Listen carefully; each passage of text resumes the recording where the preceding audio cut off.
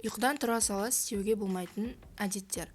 Барлығына бірдей келетін универсалды таңғы әдеттер жоқ. Бірақ көптеген адам ұйқыдан тұра сала жіберетін кең тараған қателіктер бар. Олар денсаулыққа зиян келтіреді немесе жұмысқа кешігуге себеп болады екен. Ендеше кеттік. Біріншісі, бірден кофе ішу.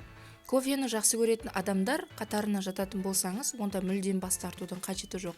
Бірақ та кейде таңғы ережелерді сақтағаныңыз да дұрыс. Мысалы, ұйқыдан тұрған соң алдымен бір стакан жылы су ішкеніңіз абзал. Біраз уақыт өткен соң ғана басқа сусындарға көшіңіз.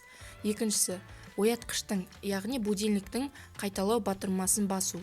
Қанша жерден тағы да 5 минут ұйықтап алғыңыз келіп тұрса да, оятқыштың қайталау батырмасын баспаған дұрыс. Себебі жұмысқа кешігуіңіз мүмкін, және де 5-10 минут қалғып, қайта оянғаннан күшіңіз қалпына келмейді. Керісінше өзіңізді одан әрі шаршаңқы және әлсіз сезінетін боласыз. Үшіншісі, электронды пошта және әлеуметтік желіні тексеру. Көпшілік адам ұйқыдан ояна сала қолына смартфон алып, келген хаттарды тексере бастайды. Бұл әдет күйзелістің артуына және күні бойы көңіл күйіңіздің нашар болуына ықпал етуі мүмкін. Душқа түсіп, киініп, таңғы ас ішіп болғанға дейін ұялы телефоныңызға мән бермеңіз. Ағзаңыз бен ақыл ойыңыз толықтай оянуына осыншама уақыт керек. Төртіншісі, төсек жинамау. Кей адамдар ұйқыдан тұрғаннан кейін және үйден шығарда төсек жинамайды. Әдеттер күші кітабының авторы Чарльз Дахик төсекті ұйқыдан тұра сала жинаудың маңызды екенін айтады. Бұл өзіңізді күні бойы күрделі істерді орындауға дайындауға көмектеседі.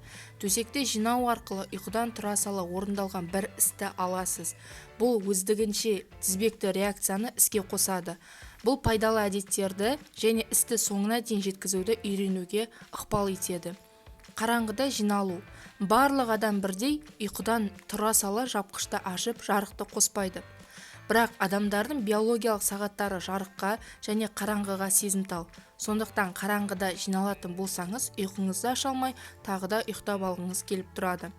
Таңғы ас ішпеу.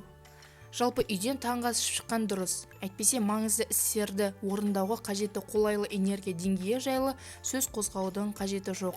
Оған қоса, ол түскі аста артық тамақтану қаупін арттырады.